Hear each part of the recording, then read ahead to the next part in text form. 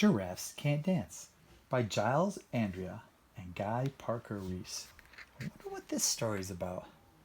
The giraffe seems to be doing something quite unusual. I wonder what the story's about. Let's take a look.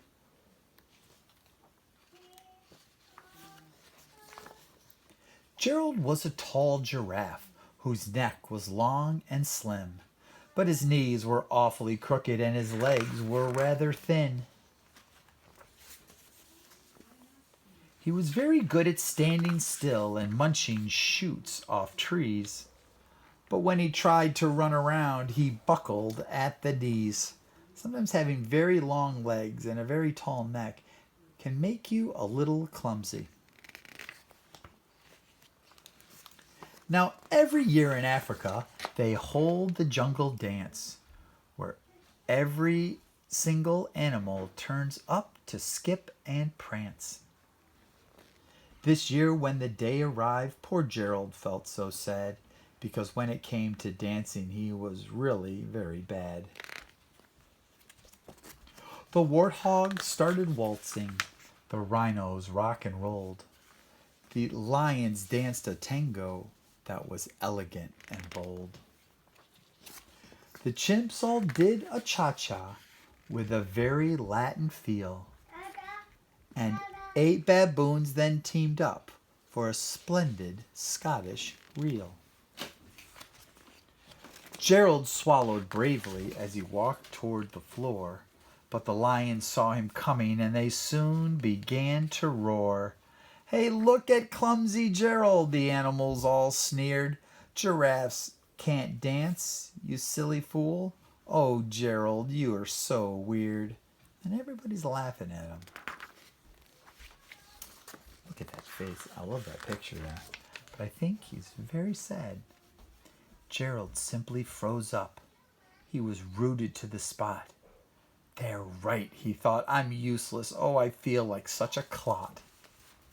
So he crept off from the dance floor and he started walking home. He'd never felt so sad before, so sad and so alone. Then he found a little clearing and he looked up at the sky. "The moon can be so beautiful," he whispered with a sigh. "Excuse me," coughed a cricket, who'd seen Gerald earlier on, "but sometimes when you're different, you need a different song." Listen to the swaying grass. Listen to the trees. To me, the sweetest music is those branches in the breeze. So imagine that the lovely moon is playing just for you. Everything makes music if you really want it to. With that, the cricket smiled and picked up his violin. Then Gerald felt his body do the most amazing thing. His hooves had started shuffling, making circles on the ground. His neck was gently swaying and his tail was swishing round. My goodness, I think Gerald is starting to dance.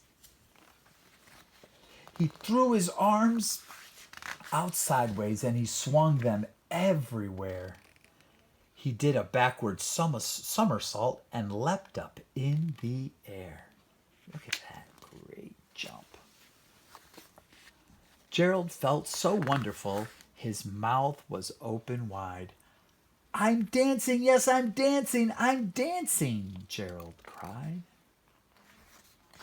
Then one by one each animal who had been there at the dance arrived while Gerald boogied on and watched him quite entranced.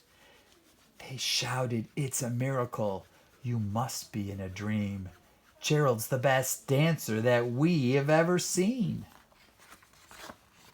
"How do you learn to dance like that? Please, Gerald, tell us how." But Gerald simply twirled around and finished with a bow. He raised his head and looked up at the moon and stars above. "We all can dance," he said, "when we find music that we love." It's a wonderful story. You know what would be really fun? I'm thinking that is you can dance what I'd like to see if there are any children out there that find their own special music today. And maybe you can give me a dance of how you like to move and how you like to dance to your special music. So there's your challenge for this day. And you can send it right to me. All right, would like to see it. And if you'd like, we can get those posted too. So, and if Gerald the giraffe can dance, so can you. All right, looking forward to seeing those videos. Bye now.